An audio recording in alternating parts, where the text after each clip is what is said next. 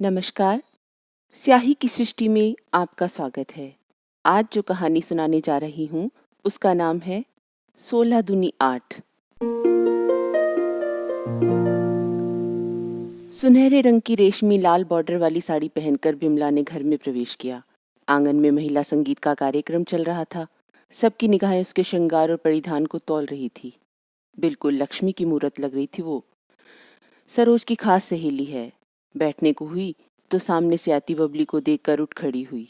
उसे गले लगाते हुए बोली, भाई के ब्याह में तो बहनें चहकी महकी रहती हैं, ये क्या हाल बना लिया तूने? अरे उसका तो कोई दिमान है नहीं। तब तो इतनी पसंद थी कि रिश्ता लाए बड़ी का, ब्याह ले गए छोटी को। अब भला क्या कांटे उगाए हमारी बेटी में कि इधर का रास्ता भी याद नहीं है उसे। सरोज की तथाकथित प्रिय मित्र बिमला ने इस तरह सहानुभूति दिखाई तो पूरे महिला मंडल के सामने उस पर मानो घड़ों पानी पड़ गया। मुंह उतर गया। कुछ जवाब नहीं सूझा तो कान से मोबाइल सटाकर किसी से बात करने का उपक्रम करते हुए वहां से खिसक गई। तो लेकिन बिमला तो आज जैसे बखिया उधेड़ने के मूड में थी। उसका बोलना जारी रहा। ऐसी फूल सी लड़की की देखो तो क्या शक्ल निकल आई है। ऊपरी तौर पर ये बातें भले ही बबली के लिए कही जा रही थी, लेकिन सरोज खूब समझती थी इन बातों के पीछे का इशारा। महिला संगीत में आई सब रमणियों का ध्यान बन्ना बन्नी के गीतों से हटकर अब केवल बिमला के शब्दों पर लगा हुआ था। ढोलक की थाप रुक गई थी। चाय की चुस्कियों के साथ साथ स्वाद लिया जा रहा था अतिशयोक्ति के तेल में पकाए हुए चांडू खाने की चटनी के साथ परोसे जा रहे चटर पटर कुरकुरे करारी बातों की परतों में लिपटे हुए तानों का। इनमें से कौन सी ऐसी थी भला जो सरोज और बिमला के बहनापे से वाकिफ ना हो। सरोज ने तो बिमला की बेटी पारुल को अपनी बहू बनाने का वादा भी किया हुआ था। सुना है बेटे की शादी का कार्ड भी बेटियों के हाथों ही भिजवा दिया था। मुंह छुपाती फिर रही थी आजकल। नियम कायदा मान मर्यादा और संस्कारों का बिगुल बजाने वाली मेरी पत्नी सरोज, जिसे न केवल घर परिवार और रिश्तेदारियों में मुखिया का दर्जा हासिल था, बल्कि पूरी कॉलोनी की महिलाएं भी अपनी छोटी बड़ी समस्याओं, हारी बीमारी, मरना जीना, शादी ब्याह, पूजा पाठ, इन सब में सरोज को पहले स्थान पर रखती थी। लेकिन लगता था अब बाजी पलट चुकी थी। दरअसल सरोज का दमा पिछली सर्दियों में जोर पकड़ गया था। उसने खांसी जुकाम के हल्के लक्षणों को नजरअंदाज कर दिया और भतीजे की शादी की संभाल करने मायके पहुंच गई। उसे ये कतई बर्दाश्त नहीं था कि किसी और को चौधरी बनाया जाए। ब्याह वालों का ब्याह, हम तबाह। उसके किसी फैसले पर प्रतिक्रिया देने की मेरी औकात नहीं थी। विवाह संपन्न होते ना होते सरोज की हालत इतनी नाजुक हो गई कि उसे अस्पताल में भर्ती करवाना पड़ा। जब तबीयत में सुधार आने लगा, अस्पताल से छुट्टी लिवाकर हमारा बेटा निखिल उसे घर ले आया।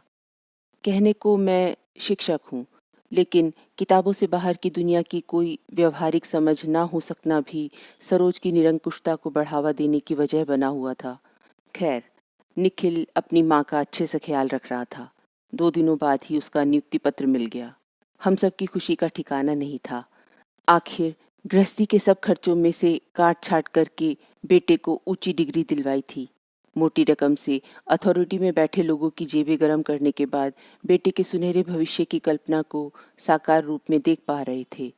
उसे अगले ही दिन चेन्नई पहुंचना था। माँ की तरफ से बेफिक्र रहना बेटा, मैं बबली या कविता को बुलवा लूंगा। ऐसा भरोसा दिलाकर मैंने उसके सामने ही बबली के घर फोन कर दिया। दामाद नरेश बोल रहा था।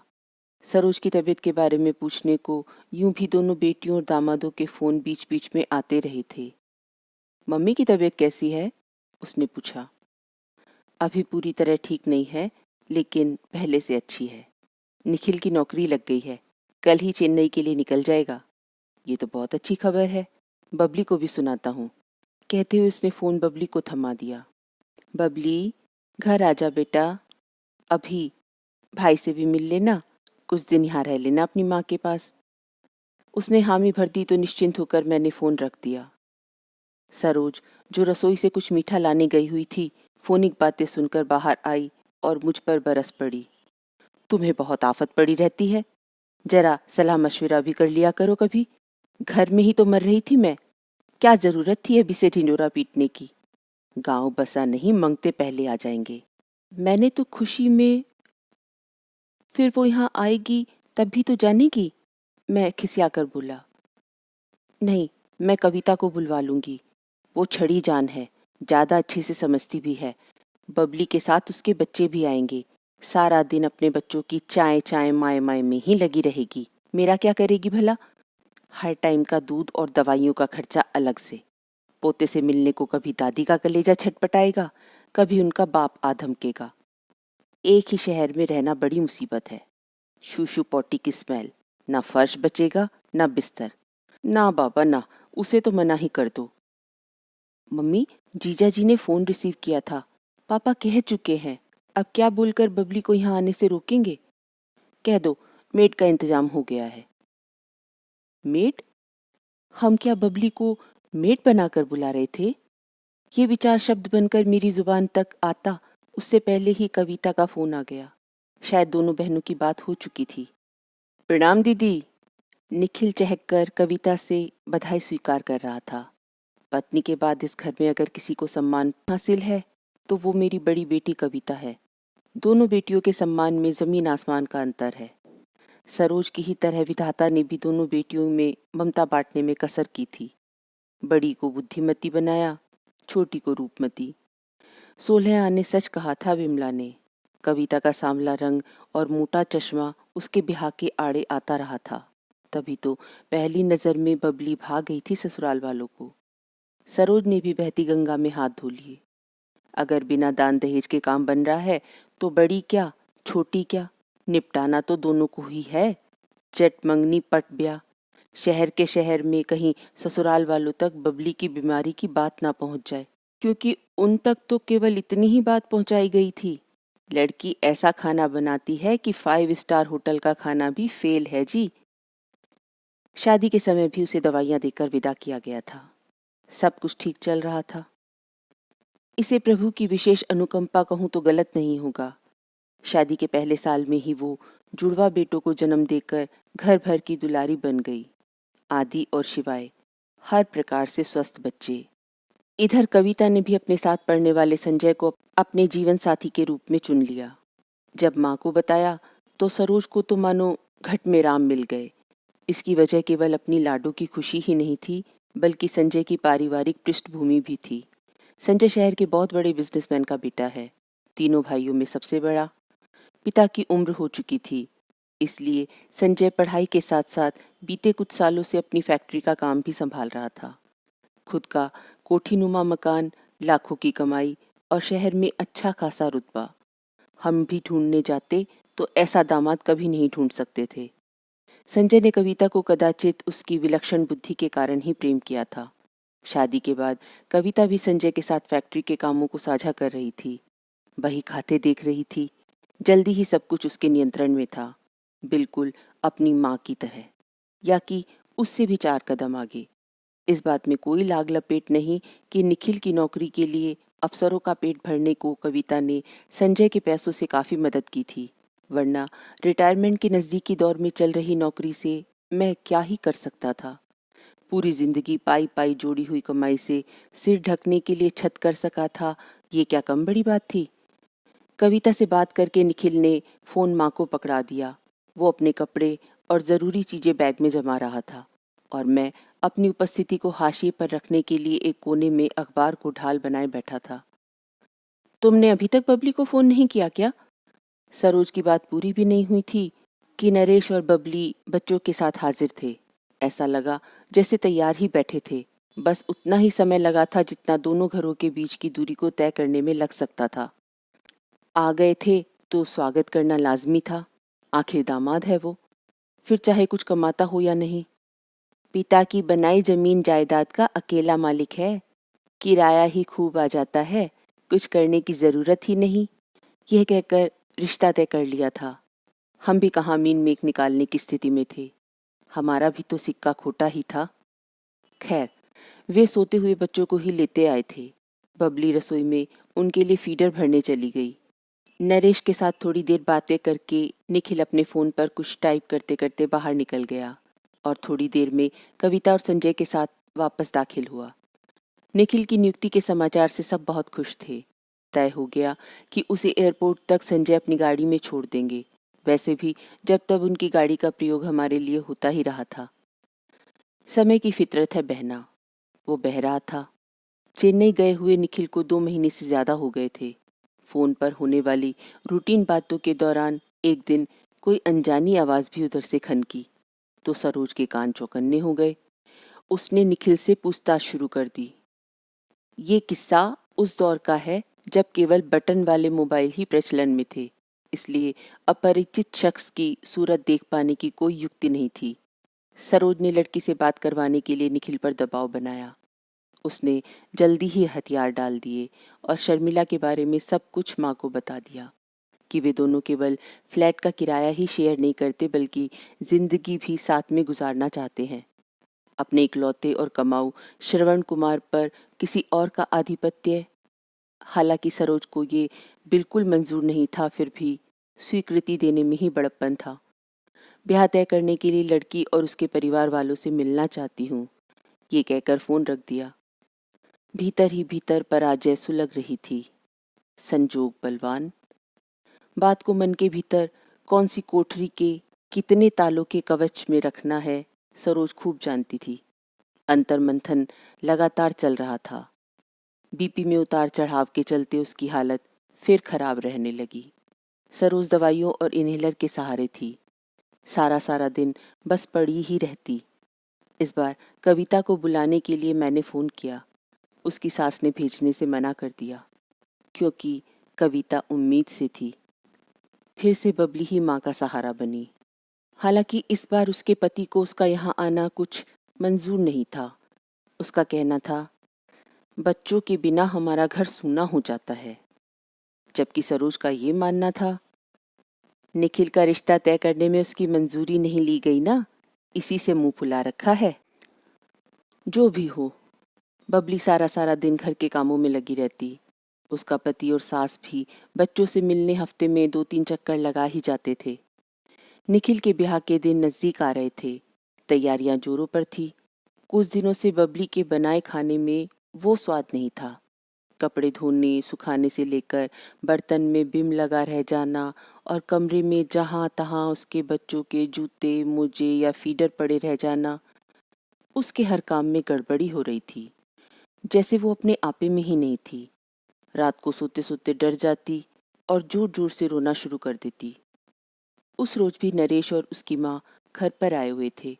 सरोज चिड़चिड़ करने लगी, इन लोगों को कुछ और काम धाम है या नहीं? सुबह सुबह चले आए। इंसान अपने घर में 100 काम करता है, नहाना धोना पूजा पाठ चाय पानी और इनके बच्चों की परवरिश भी। बबली, जैसे संभलेगा संभाल लूंगी, तू जा अपने घर जा, मैं चाय चढ़ा देती हूँ, तू कपों में डालकर जल्दी ले आ।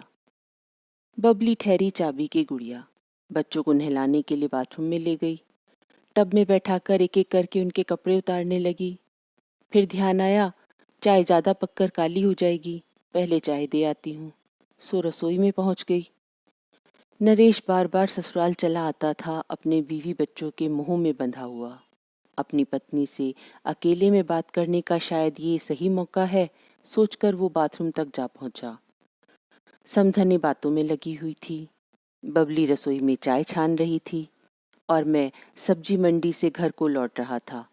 आज तक जिस नरेश के मुंह से हाँ हूँ के अलावा कुछ भी नहीं सुना था, उसके दहाड़ने की आवाज बाहर तक आ रही थी। मैं घर की तरफ लपका। वहां पहुंचकर देखा, आदि और शिवाय को तौलियों में लिपटाकर तमतमाए चेहरे से बबली को घूर रहा था। क्या बात हो गई? मैंने पूछा। बाकी सब भी कौतूहल से उसे ही देख रहे थे। मेरे बच्चों को मार डालेगी क्या? तुझे जरा भी अकल नहीं है? इतनी सर्दी में चलते पानी के नीचे बिठाकर रसोई में काम कर रही है। रह ले यहीं, खूब कर अपनी माँ की सेवा। कहते हुए अपनी माँ को साथ लिए तमक कर वो वहां से चला गया। बबली बिसूर रही थी। बाकी सब अपनी गति से चलता रहा। शादी का दिन भी आ गया। नरेश को अभी तक न्योता नहीं भिजवाया। मैंने निखिल से अपनी व्याकुलता जाहिर की। सरोज ने मुझे घूर कर देखा। मैं खुद हैरान था, आज कहाँ से इतनी हिम्मत आ गई थी मुझ में। मैंने उससे कहा, छोटी मोटी नोकझोंक तो हर घर में चलती है, इससे रिश्ते टूट थोड़े ही जाते हैं। वो दामाद है इस घर का। सरोज के पास समय नहीं था कि मेरे साथ विवाद करती। दूसरे कमरे में जाकर दुल्हन के लिए खरीदी हुई चीजें अलमारी में जमानी शुरू कर दी। मैं शोपीस बना बैठा रहा। एक हफ्ते में 4 चक्कर लगाने वाले नरेश ने पलटकर फोन भी नहीं किया। कविता और संजय मेरे कहने पर उसके घर कार्ड लेकर गए। उसे खूब समझाया, सफाई पेश की, लेकिन वो शादी में शामिल नहीं हुआ, बल्कि जिद कर बैठा कि इस बार इस कलेश को काट कर ही दम लेगा। हाँ हाँ, मैं तो बस चिल्लाती ही हूँ, काम धाम तो कुछ नहीं करती। अब तुम्हारे घर को संभालने वाली बहू आ गई है ना, मुझ में तो कमियां ही दिखेंगी। पूरे तैश से लाल पीली होकर अलमारी से कपड़े निकाल निकाल कर फेंकने शुरू कर दिए। बेडरूम में नव दंपत्ति सोए हुए थे और घर के बाकी लोगों ने अपना इंतजाम फर्श पर गद्दे लगाकर कर लिया था। सब लोग इस अप्रत्याशित घटना से हतप्रभ थे। हो गए इसके करतब शुरू। नई बहू क्या सोचेगी? सरोज सिर पकड़कर बैठी बड़बड़ा रही थी। सुबह के 5 बजे थे। कड़कड़ाती ठंड की सुनसान सड़कों पर दूर से आती सीटी वाले जूतों की आवाजें अब बिल्कुल मेरे पास आ गई थी। देखा तो आदि और शिवाय। दौड़कर बबली ने अपने बच्चों को गोद में भर लिया। उसकी ममता आंखों से अविरल बह रही थी। उसी क्षण में, उसी हाल में घर से निकलकर रिक्शा बुलवा लिया। पता बताया अपने घर का। बच्चे यहाँ तक आए कैसे, ये समझने के लिए हम लोग भी पीछे पीछे गए। 2-4 कदम ही चले थे कि देखा नरेश भी रिक्शा में बैठ चुका था। उसने बबली और बच्चों को अपनी मजबूत बाहों में घेराबंदी कर लिया और तृप्त मन से पीछे मुड़कर मुस्कुरा भर दिया। उसकी मुस्कुराहट का जवाब हम सबकी प्रसन्नता से मिला, लेकिन सरोज को जवाब आज तक नहीं मिला कि दवाइयां लेते हुए भी बबली को दौरे क्यों पड़ रहे थे। असल में भोली भाली बबली ने ब्याह के कुछ दिनों बाद ही अपने पति से सारी सच्चाई कह दी थी। कुछ दिनों तक तो वो नाराज रहा, लेकिन अपनी पत्नी की ईमानदारी ने उसका दिल जीत लिया और फिर आदि और शिवाय के आगमन ने उनके जीवन को गुलजार कर दिया। लेकिन सरोज को उसने माफ नहीं किया था। वो तय कर चुका था कि दिखा देगा कि अगर सास गुरु है तो वो गुरु घंटाल है। एक तीर से 2 निशाने लगाएगा, जिससे उसका बदला भी पूरा हो जाएगा और हिटलर माँ के चंगुल से अपने बच्चों की माँ को हमेशा के लिए निकाल लाएगा। तो नरेश की लिखी स्क्रिप्ट में बबली केवल अपना किरदार निभा रही थी। कहानी अच्छी लगी हो तो प्लीज़ लाइक और शेयर कर दीजिएगा। चैनल पर पहली बार आए हैं तो सब्सक्राइब कर लीजिएगा, ताकि मेरी हर नई कहानी आप तक पहुंच सके, वो भी बिल्कुल फ्री में। आपका दिन शुभ हो। धन्यवाद।